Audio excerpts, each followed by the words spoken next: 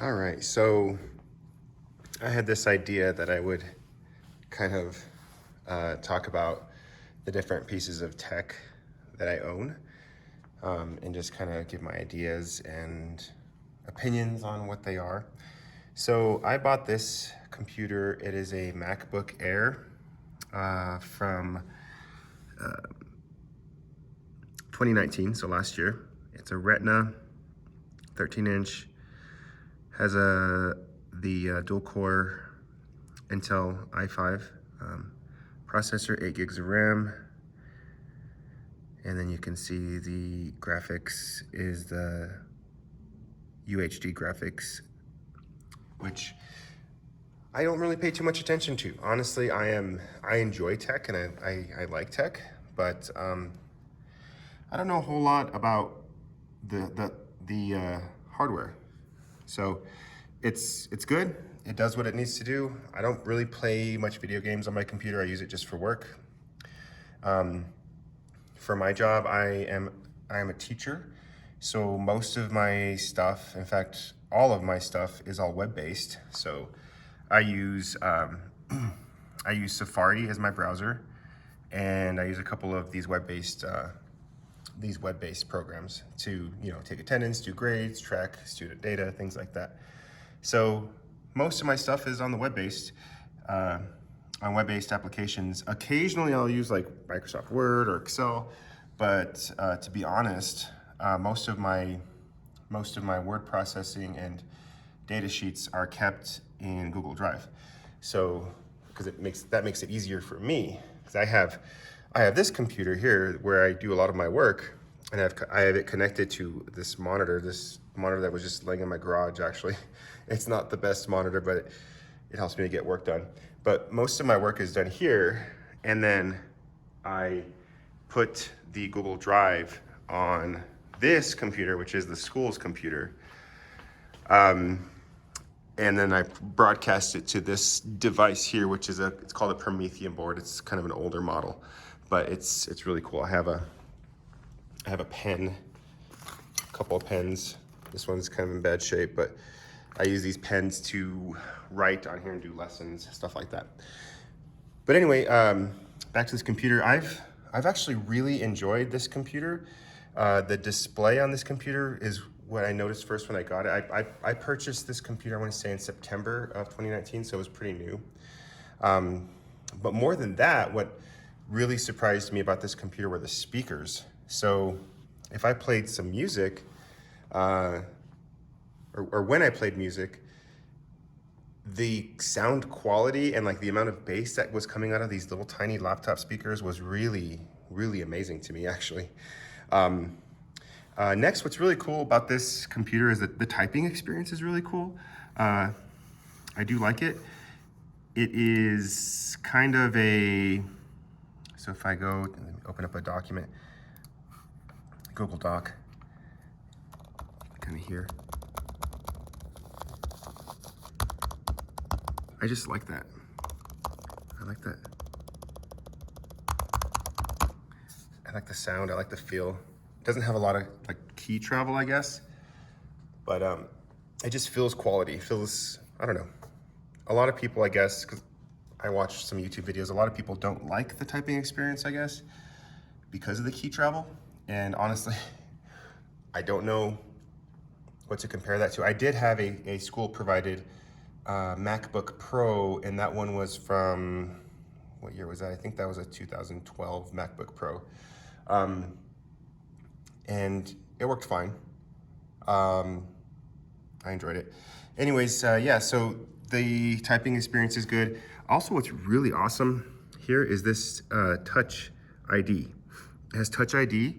So anytime, and you have to be using Safari for this, but anytime there's an area where a password is required, you can use Touch ID to get in, which is kind of cool. Which, honestly, I don't know if it's that big of a deal, because I have a MacBook, I have a iMac, a 2015 iMac at home.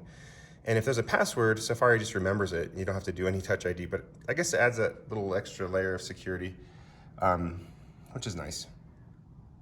So yeah, display is nice, typing experience is nice. Touch ID is great. The build quality is really cool in this trackpad. Although I use a mouse, which I've had this mouse for a long time. I use a mouse when I'm at work, but this trackpad is really amazing. That's another thing I noticed right away. It doesn't have a mechanical touchpad, mechanical click. It's got this like haptic feedback like an iPhone does, but this touchpad, you can click it from basically anywhere on the touchpad, and it clicks. Oops. Yeah, it clicks anywhere. Like if you have a mechanical click pad or a touchpad, usually you have a hard time clicking when you're like way up here on the top, and you have more leverage on the keypad when you're clicking down here. But about this haptic feedback, when it like vibrates when you touch it, you can click anywhere. It took me a little bit to get used to this touchpad, but now that I'm used to it, if I go to a laptop that has a different touchpad, I have a hard time with it. Usually they're too small, and I'm used to the feedback that this gives me. So yeah, great stuff. Ports, it has 2 USB Type-C ports, and I bought this dongle here. I think I got it on Newegg for like, I want to say like 15 bucks or something, maybe $9. It was, I think it was maybe around the $10 range, plus or minus. And this, I have a weird connection here, but there's my charging cable, and then I have it connected to another dongle, which is VGA to HDMI. So I'm kind of weird because I have this guy here. As far as performance, the performance is great on this for what I do. The only performance issues I've noticed are when I'm opening Chrome, and this is another area that I have, thought a lot about. But Chrome was my go-to browser for, I don't even know, like 15 years or something. I don't know, whenever it came out, like whenever Google Chrome was launched, I went to Google Chrome. It has been my default browser for a long time. I was very resistant to go to Safari. I have always looked at Safari with the same idea. I think a lot of people look at Safari as it's like Microsoft Internet Explorer, but for Mac. But it's not. It's a really good browser. And another cool thing that I like about it is that you can pin these little tabs here. So I have these always pinned. My Google Play Music and my Google Drive are always pinned here. I like how minimalistic it is. The design is great, and it's not a memory hog like Google Chrome. But I do use Google Chrome occasionally, only for the reason I have a YouTube TV subscription, and YouTube TV does not work on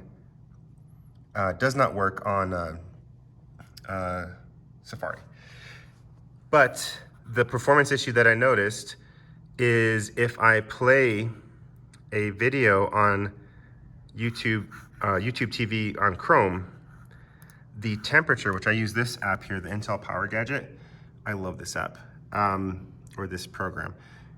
It tells me all this really cool information: utilization, temperature, frequency, and then power. But the temperature, when I have Google Chrome on playing a YouTube TV video, it is the temperature of my CPU is, and I'm assuming that this is the temperature of my CPU, is like right below 100 degrees Celsius. So it's like 99, it's just sitting there. And you can feel it right about here. It gets pretty hot on that. I think it's magnesium, that's what it's made out of. I'm not exactly sure. But yeah, it gets pretty hot. And then you can hear that little fan going away on the device. And I think the ventilation is like right in here. So yeah. But overall, I have really enjoyed this device. It is a good quality machine. It's solid. I plan to hang on to it for a really long time. Yeah, that's the MacBook Air 2019. So there you have it.